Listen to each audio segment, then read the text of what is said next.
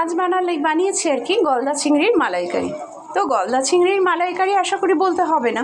প্রথমে চিংড়ি মাছগুলোকে ভালো করে পরিষ্কার করে ধুয়ে একটু নুন মাখিয়ে রেখে দিয়েছিলাম, তারপর তেলে ভেজে নিয়েছিলাম।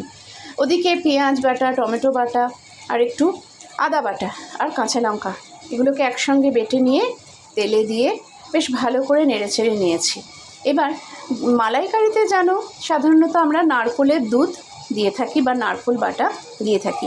তো আজ আমার কাছে নারকেল বা নারকেলের দুধ কোনোটাই ছিল না, করেছি তো রাত্রিবেলা। তো যে কারণে আর এই শীতের রাত্রে বেরোতে ইচ্ছেও করলো না, তাই জন্য আমি দিয়েছি এই যে দেখো এই আমুল গোল্ড দুধটা।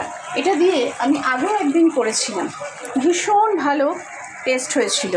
তো তোমরাও একবার যদি কখনো নারকেল অ্যাভেলেবেল না থাকে এই দুধটা দিয়ে করে দেখতে পারো, সত্যি ভীষণ ভালো টেস্ট হয়। আর সামান্য একটু চিনি এই আমি দিয়েছিলাম। টাটা।